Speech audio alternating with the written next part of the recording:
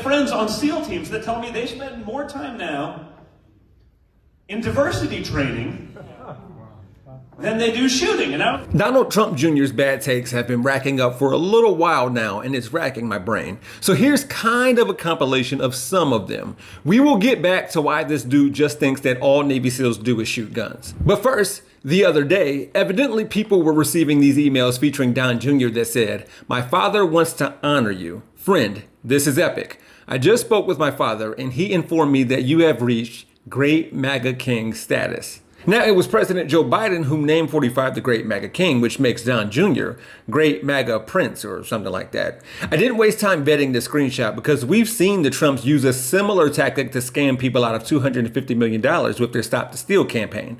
That's enough for me. Besides, what's most important, and I know you're wondering the same thing too, how do you gain Great MAGA King status? It may be, as this article from Recount put it, based on what you're about to see, protect the Trump reputation at all costs. For the record, I'd say that if Donald Trump actually still had the nuclear codes, it'd probably be good.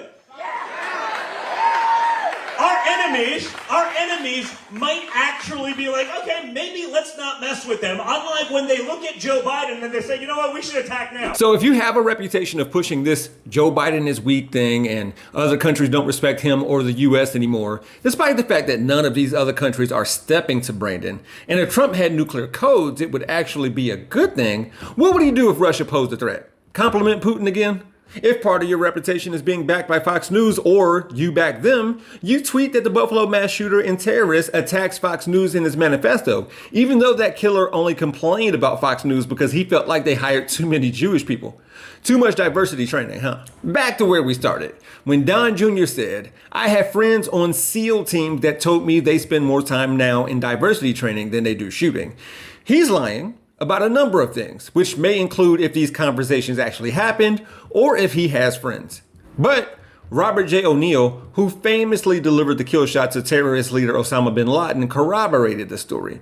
Also, retired Navy SEAL Derek Van Orden, who is running to represent Wisconsin's 3rd Congressional District, added, "The amount of time that the military and special operations are spending on diversity, equity, and inclusion training is superseding a lot of the actual combat training," he said. "We're teaching them to recognize race and gender, and we're not teaching them how to fix an M4 or how to shoot them or operate at high margins or to fix a helicopter or maintenance on a vessel or put out a fire." He would go on to say, "We're training to divide ourselves from within, and it's destructive. It's got to stop," he said. "We treat everybody with dignity and respect. We can solve them both to protect all American citizens, and it's, regardless of your gender, your race, your creed, that's all irrelevant. What we see as SEALs is we see an American citizen."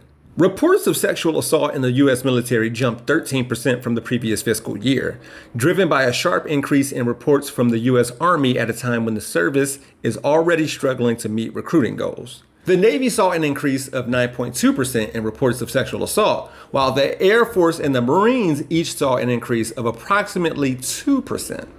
In total, the military received more than 8,000 reports of sexual assault in fiscal year 2021, the data showed. The previous year, the military received just under 8,000 such reports. So, is Great MAGA King status just a grift? For Rebel HQ, I'm Jeff Wiggins. My architect knows Japanese.